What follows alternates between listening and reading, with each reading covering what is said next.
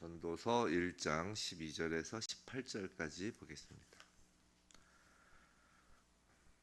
우리 한 목소리로 함께 읽도록 하겠습니다. 나 전도자는 예루살렘에서 이스라엘 왕이 되어 마음을 다하며 지혜를 써서 하늘 아래에서 행하는 모든 일을 연구하며 살핀즉 이는 괴로운 것이니 하나님이 인생들에게 주사 수고하게 하신 것이라. 내가 해 아래에서 행하는 모든 일을 보았노라. 보라, 모두 다 헛되어 바람을 잡으려는 것이로다. 구부러진 것도 곧게 할 수 없고 모자란 것도 셀 수 없도다. 내가 내 마음속으로 말하여 이르기를 보라, 내가 크게 되고 지혜를 더 많이 얻었으므로 나보다 먼저 예루살렘에 있던 모든 사람들보다 낫다 하였나니 내 마음이 지혜와 지식을 많이 만나 보았음이로다. 내가 다시 지혜를 알고자 하며 미친 것들과 미련한 것들을 알고자 하여 마음을 썼으나 이것도 바람을 잡으려는 것인 줄을 깨달았도다. 지혜가 많으면 번뇌도 많으니 지식을 더하는 자는 근심을 더하느니라. 아멘. 오늘 지혜도 헛될 수 있다. 지혜도 헛될 수 있다라는 제목으로 전도서 1장 12절로부터 18절 말씀을 우리가 받을 때 정말 우리의 삶 속에서 이 말씀이 그대로 이루어져 정말 하늘의 지혜가 우리에게 임하기를 주님의 이름으로 축원합니다. 우리가 18절 맨 마지막 절 보면 지혜가 많으면 번뇌도 많고 근심도 커진다라고 하죠. 이런 말을 지혜와 지식이 없는 평범한 사람이 하였다면, 저 같은 사람이 하였다면 그냥 넘어갈 거예요. 그래, 그렇게 얘기해라. 그럴 수 있지만 솔로몬이 한 말이기 때문에 이게 그냥 넘길 수 없는 것이죠. 이 솔로몬의 지혜에 대해서는 익히 우리가 잘 알고 있죠. 성경에서는 이렇게 말해요. 열왕기상에 있는 말씀인데 열왕기상 4장 29절에 보면 이런 말씀이 있습니다. 하나님이 솔로몬에게 지혜와 총명을 심히 많이 주시고 또 넓은 마음을 주시되 바닷가의 모래같이 하시니, 정말 바닷가의 모래 같았다는 거예요. 솔로몬의 지혜가 동쪽 모든 사람의 지혜와 애굽의 모든 지혜보다 뛰어난지라라고 합니다. 32절 가면 열왕기상 4장 32절 보면 이런 이야기가 있어요. 그가 잠언 3,000가지를 말하였다 그래요. 그러니까 잠언이 이제 주로 솔로몬이 이제 기술한 내용이라는 건 알고 있죠. 근데 이 잠언이 우리가 31장까지 봤잖아요. 근데 그 솔로몬의 잠언은 3,000가지였다는 것이에요. 다 실리지 않은 거죠, 잠언서에. 또 그의 노래는 1,005편이었다고 합니다. 그가 또 33절 보면 그가 또 초목에 대하여 말하되 레바논의 백향목으로부터 담에 나는 우슬쪽까지 하고 그가 또 짐승과 새와 기어다니는 곳과 물고기에 대하여 말한지라라고 합니다. 정말 대단하죠. 레바논의 백향목으로부터 가장 아름다운 어떤 그런 것부터 담에 나는 우슬쪽까지 정말 눈에 보일까 말까 하는 그런 것까지, 또 짐승과 새와 기어다니는 곤충과 물고기와 모르는 게 없었다는 것이에요. 하나님께서 그에게 주신 지혜와 총명을. 근데 이런 솔로몬의 결론은 지혜가 헛된 것이다 라는 것이에요. 어제 헤벨과 올람에 관한 말씀을 우리는 들었습니다. 오늘 솔로몬이 말하는 이 헛된 지혜는 이 헤벨에 속한 지혜가 되겠죠. 14절에서 해 아래에서 행하는 모든 일을 보았노라 라고 하고 있잖아요. 근데 해 아래에서 행하는 모든 일을 보았노라, 이처럼 해 아래에서 보았노라, 즉 눈에 보이는 것을 향한 지혜, 눈에 보이는 것을 향한 지식을 지금 헛되다고 하는 것이라고 생각이 됩니다. 제가 어디서 그런 말을 들었는데, 망원경으로 눈에 보이는 것을 보면 우주가 보이고 눈을 감고 눈에 보이지 않는 것을 보면 하나님 나라가 보인다. 파스칼이라는 얘기인가요? 그럴 거예요 아마. 그러니까 눈으로 보면 봐봐야 망원경이 갈 수 있는 그냥 우주 정도지만 눈을 감고 보면 하나님 나라가 보인다라는 것이죠. 지금 해 아래에서 눈에 보이는 것을 향한 지혜 지식이 헛되다라는 것이에요. 성경에서 지혜라는 말이 처음 등장하는 장면을 우리가 한번 생각해 보자고요.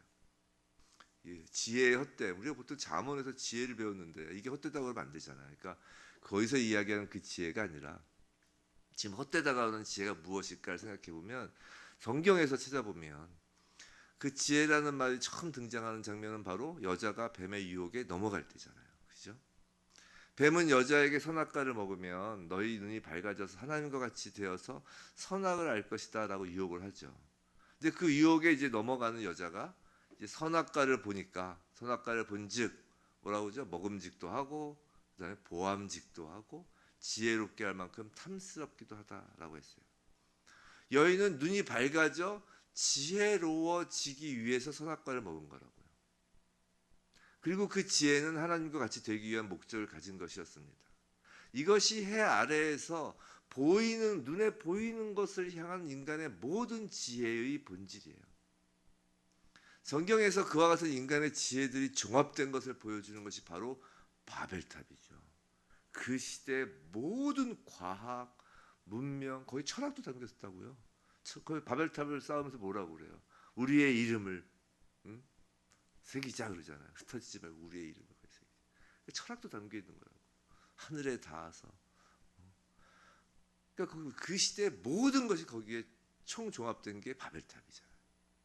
즉 인류의 모든 문명, 모든 과학, 모든 지식, 철학 등 해 아래 이 눈에 보이는 세상에서 인간이 하나님이 되고픈 모든 지혜가 곧 바벨탑인 것입니다. 전도사는 이 해 아래의 지혜, 해 아래 지혜의 헛됨을 14절, 15절에서 계속 말하고 있죠. 14절 바람을 잡으라는 것이라고 합니다. 헛되다는 것이죠.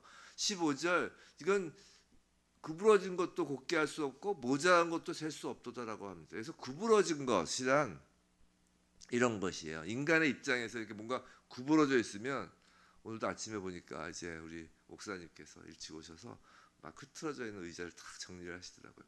보지 못하는 거예요. 참지 못하는 거예요. 그죠? 견디지 못하는 거죠.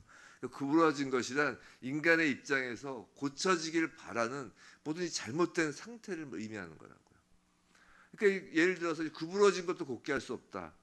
오늘 아침에 이건 이제 곱게 할 수 있지만 그런 게 이런 거예요. 예를 들어서 구부러진 사람 마음 하나를 돌이키는 것도 지혜가 할 수 없다는 것이야. 사람 마음 보면 뭐 고쳐주고 싶은 사람 있잖아요. 근데 사람은 고쳐서 쓰는 게 아니라면서요. 여튼 저는 또 우리나라 어저께 속담 얘기했지만 그 속담을 싫어해요. 뭐냐면 그 3살 버릇 8까지 간다. 그거는 이제 예수 믿기 그걸 이제 고쳐야 되죠. 어떻게 고쳐야 되냐면 3살 버릇 예수 믿기 전까지 고쳐지지 않는다. 뭐 이런 것이죠. 근데 예수 믿으면 3살 버릇도 고쳐져요. 새 사람으로 거듭나니까요. 여하튼 구부러진 사람 마음 하나를 곧 돌이키는 것도 이 땅의 지혜로는 할 수 없다는 것이에요. 아까 방금 속담 얘기했지만 하늘의 지혜가 내려오면 고쳐질 수 있죠. 또 세상의 정의가 구부러졌다라고 하여도 세상의 정의가 구부러졌잖아요.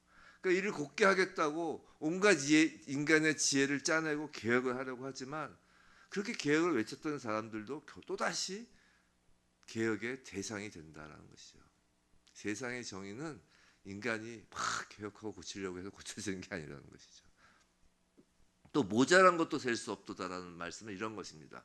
그래서 모자란으로 번역된 히브리어의 원래의 뜻은 없는 것이라는 것이에요. 무. 즉 직역하면 없는 것은 절대 셀 수 없다는 것이에요. 좀 어렵죠? 없는 것은 절대 셀 수 없다. 모자란 것도 셀 수 없다보다는 그래도 좀 이해하기 쉽죠. 없는 것은 절대 셀 수 없다. 즉 눈에 보이지 않는 것을 그러니까 눈에 보이지 않는 것을 볼 만한 지혜는 인간에게 없다는 것이에요. 눈에 보이지 않는 것을 헤아릴 수 없다는 거거든요. 인간의 지혜는 항상 보이는 것에 대한 지혜일 뿐이라는 것이에요. 그래서 없는 것을 헤아리는 것과 같이 헛된 것이다라는 것이에요. 우리 잘 아시는 그 믿음 있잖아요. 믿음은 바라는 것의 실상이요 보이지 않는 것의 증거라고 그러잖아요. 아까 이야기한 그 파스칼 맞을 거예요. 그 망원경, 눈에 보이는 것은 우주를 보지만 눈에 보이지 않는 마음의 눈으로 눈을 감으면 하나님 나라가 보인다. 그 말과 지금 일맥상통하는 것입니다. 자, 해아의 지혜는 헛될 뿐만 아니라 이렇게 해아의 지혜는 또 절대 인간을 만족시키지도 못해요. 그래서 그 16절, 17절 보면 미친 것과 미련한 것들까지 알고자 한다고 합니다. 이 솔로몬은 지혜를 추구하다가 이제 모든 사람들보다 나은 지혜와 지식을 만났다고 그래요. 본인 스스로가 지금 이렇게 이야기하는 것이 오늘 12절부터는 나라고 해서 1인칭 주어를 씁니다. 이렇게 1인칭 주어로서 지금 2장 8절까지 그러니까 결론 부분 직전까지 이렇게 1인칭 주어로 나라고 하면서 지금 이야기를 하는 거예요. 솔로몬이니까 이럴 수 있는 것이에요. 보통 사람들이 나라고 해서 이렇게 이야기하면 정말 재수 없죠. 근데 솔로몬이니까 모든 사람이 끄덕끄덕 하는 것입니다. 솔로몬이 모든 사람보다 나은 지혜와 지식을 만났다고 해요. 자기가 이 세상에서 제일 지혜로운 걸 안 거예요. 솔로몬은. 하지만 거기에 만족하지 못했다는 것이에요. 그래서 17절 가장 높은 데로 가야 가장 낮은 데도 가보는 것이죠. 다시 지혜를 알고자 해서 이제 미친 것과 미련한 것들까지 알고자 했다는 것이에요. 자, 이건 해 아래의 지혜는 인간에게 만족을 주지 못한다라는 사실을 말하려는 것뿐만이 아니라 미친 것과 미련한 것들, 결국 해 아래의 그 욕망의 대상이 된 그 아담과 그 여자의 그 욕망의 대상이 된 그 지혜의 끝은 결국 미친 것, 즉 망령되고 미련한 것, 즉 어리석음에 결국은 도달한다는 의미도 내포하고 있다고요. 지혜를 찾다 보면 결국은 미치고 즉 망령되고 어리석은 것에 도달한다는 것이에요. 생각해 보세요. 이건 정말 맞는 것 같아요. 인간의 과학 문명의 최종판이 어디서 구현되고 있는 줄 아세요? 과학 문명의 최종판. 인간을 유익하게 하겠다고 시작한 이 과학 문명의 최고봉은 그리고 최종판은 언제나 인간을 죽이는 전쟁 무기를 개발하는 것에서 끝났다고요. 그게 최종판이에요. 가장 선두주자이기도 합니다. 우리 잘 알잖아요. 아인슈타인이 그 이론이 아인슈타인이 원자폭탄 처음부터 만들겠다고 상대성 이론을 생각해냈을까요? 하지만 아인슈타인의 그 상대성 이론이 실용화된 것은 아이러니컬하게도 원자폭탄을 만드는 것이었다고요. 지금 한창 뜨거운 이슈로 떠오르는 AI는 어떨까요? AI가 어디서 가장 먼저 실용화되고 있는 것 같아요. 지금 가장 활발하게 실용화되고 있는 분야가 바로 무기 분야라는 걸 알고 계세요? 옛날에는 적군의 지휘관을 발견해서 포격하려면 적군의 지휘관이 어디 있는지를 알아야 되잖아요. 그럼 막 거기에 소위 말해서 이제 스파이들도 있고 막 그 인적인 사람들이 막 들어와서 확인하고 그런 여러 가지 복잡하고 또 여러 가지 그런 절차가 있고 해서 이제 겨우 위치를 알면 이제 그것도 또 다시 확인하고 해가지고 이제 그 포격을 할 수 있었는데 얼마 전에 그 러시아 우크라이나 전쟁에서 그 지휘관들이 그냥 오늘 확 죽기도 하고 또 이란 이스라엘 가자 지구에서 할 때도 지휘관이 갑자기 확 죽기도 하고 그러잖아요. 포격으로. 이제는 그렇게 사람들이 들어가서 알아보지 않는데요. 그 인공지능이 딱 해가지고 어느 지역에 통신이 막 많이 몰린다 그러면은 다다다다 그 어떤 지휘관의 정보를 이미 다 입력이 돼 있어서 자동으로 자자자자 인공지능이 저기 있어요 하고 알려준다는 거예요. 위도 경도까지 다. 근데 그 시간이 순식간에 알려준다는 거예요. 항상 그게 이제 AI가 이렇게 보고 있기 때문에. 그래서 곧바로 포격할 수 있다는 것이에요. 그래서 그냥 사람이 하는 건 딱 정보가 들어오면 위에서 눌러라 말아라 그것만 하면 된다는 거예요. 버튼만 딱 누르면. 정말 미치고 미련한 것을 향하여 인간의 지혜는 달려가고 있는 것입니다. 18절 지혜가 많으면 번뇌도 많으니 지식을 더하는 자는 근심을 더하느니라고 합니다. 그럼 그렇다고 우리가 지혜를 가지고 지식을 더하는 것이 나쁘다는 것일까? 그 많은 지혜, 그 더하는 지식 중에 하나의 지혜가 빠지면 그렇다는 것입니다. 바로 하나님을 아는 지혜인 것이죠. 성도 여러분, 선악과를 보면서 눈에 보이는 것을 얻으려는 지혜는 모두 헛된 것입니다. 그런 지혜가 많을수록 번뇌와 근심이 더하여지는 것이에요. 하지만 눈에 보이지 않는 하나님을 믿음의 눈으로 보면서 하나님을 알려는 지혜는 목마름이 없어요. 인간에게 참된 만족을 가져다주는 지혜입니다. 우리는 잠언 말씀을 통해 여호와를 경외하는 것이 지식의 근본, 지혜의 근본이라는 것을 알았어요. 헤벨의 지혜로는 해 아래에 있는 그 헤벨의 지혜로는 바벨탑을 쌓을 뿐입니다. 올람의 지혜, 즉 하나님을 아는 지혜는 우리가 쌓는 것이 아니에요. 하늘에서 내려오는 지혜입니다. 그래서 종교 생활도 헤벨의 종교 생활이 될 수 있고 올람의 종교 생활이 될 수 있는 거예요. 무슨 말이냐면 제가 예전에 한번 종교와 신앙의 차이를 말씀드린 적이 있죠. 종교는 바벨탑을 쌓아가는 이건 신앙이라고 하기도 그렇고 그런 종교예요. 종교라는 건 바벨탑을 쌓아가는 것이에요. 수도승들이 정말 며칠 금식하고 뭐 채찍으로 치고 이렇게 자기를 막 산속에서 돌을 닦고 또 선행을 또 해야 되고 막 무언가를 행하고 위로 가서 이제 최고의 자리에 올라가서 하나님을 만나겠다는 게 바로 종교예요. 신앙은 반대예요. 신앙은 아래로 하나님은 한 번도 우리가 올라가서 뵐 수 있는 분이 아니었어요. 하나님이 내려오셨죠. 지혜는 하늘에서 내려오는 것입니다. 바로 예수 그리스도가 지혜인 것이에요. 신앙은 위에서 내려오는 것을 우리가 받아지는 것이 신앙이에요. 비가 내려올 때 빗물이 받아지는 것이 신앙이지 이 분수를 쏘아 올리는 게 신앙이 아니라고요. 분수를 쏘아 올리는 것은 갈급함이 있어요. 계속 모터를 돌려야 돼요. 끝이 없는 거예요. 위로 올라가는 물은. 지혜는 예수 그리스도의 그 지혜, 내려오는 올람의 지혜는 눈으로 보이는 것이 아니라 결국 마음으로 믿고 깨닫게 되는 지혜인 것입니다. 오늘 말씀을 마치면서 제가 한 가지 재밌는 흥미로운 기사를 본 것을 하나 말씀을 드릴게요. 현존하는 세계에서 가장 이거 아시는 분 계실 거예요. 뉴스에서 보신 분들도. 이게 작년 뉴스인데 현존하는 세계에서 가장 IQ가 높은 사람이 한국 사람이라는 거예요. 현존하는 김영훈이라는 분인데 IQ가 270이 넘는다는 거예요. 170이 아니라. 그의 이력은 화려합니다. 제가 이력을 한번 적어와 봤어요. 뭐 막 영어 약자도 있는데 뭔지 모르지만 하여간 한번 제가 말씀을 드릴게요. KRI 한국기록원 공식 IQ 최고 기록 보유자, IQ 276 세계 최고 기록 보유자, WGD 세계 천재 인명 사전 공식 IQ 세계 1위. 이건 뭔지 알겠어요. 리더스 다이제스트. 이건 제가 뭔지 알겠어요. 리더스 다이제스트 선정 IQ 세계 1위. 기가 소사이어티 선정 IQ 세계 1위. 메가 소사이어티 IQ 세계 1위 회원. 전 이게 뭔지 몰라요. 기가 소사 뭐 그런 게 있나 봐요. 머리 좋은 사람들 이렇게 모여서 자기들끼리 기가다 메가다 하는. 근데 거기서 1위라는 거예요. 세계. 웩슬러 지능 검사 WAIS라는 건데 웩슬러 지능 검사 만점 기록. 멘사 입회 지능 검사 만점 기록.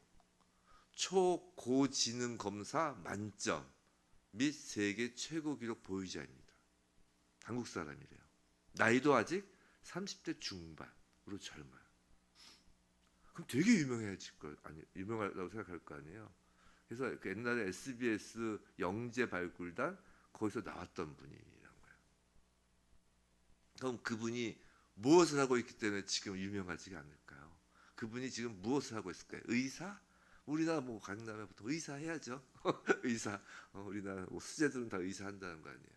컴퓨터 공학자, 물리학자, 그래서 그 정도는 해야 뭔가 기여를 할 것 같잖아요, 세상에.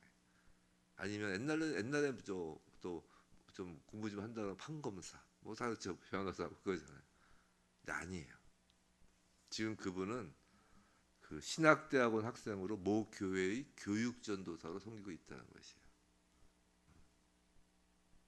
한 인터뷰에서 그분이 목사가 되기로 결심한 이유에 대해 말씀을 하시는데 아주 심플해요. 안 믿는 교회 밖 사람들을 하나님께 돌아오게 하기 위해서 목사가 되기로 했다는 것이에요. 찌릿하죠. 소름이 딱 돋죠. 그분은 IQ가 높은 것이 아니었어요. 하나님께서 주신 하늘로부터 내려온 지혜를 받은 것입니다. 전도서 12장 1절에 이런 말씀이 있어요. 너는 청년의 때에 너의 창조주를 기억하라. 곧 곤고한 날이 이르기 전에 나는 아무 낙이 없다고 할 해들이 가깝기 전에. 우리는 자녀들을 어떻게 키웠나 돌이켜보게 됩니다. 참된 지혜자는 겸손합니다. 하나님을 기억하고 하늘로부터 지혜를 받은 자이기 때문이죠. 겸손하게 이 시간 무릎 꿇고 하나님을 경배하고 하나님을 믿음의 눈으로 보는 자가 진정한 지혜자입니다. 성도 여러분, 정말 맨사, 기가 솟아야지 상상도 할 수 없죠. 목사가 된 이유는 단 하나, 안 믿는 교회 각 사람들을 하나님께로 돌아오게 하기 위해서라는 것이에요. 부디 해 아래에서 지혜를 얻는 지혜가 아닌 하늘에서 내려오시는 그 지혜의 영, 성령 안에서 한 영혼이라도 하나님께로 돌아오게 하려는 정말 겸손한 지혜자로 살아가는 우리 모두이길 주님의 이름으로 축원합니다.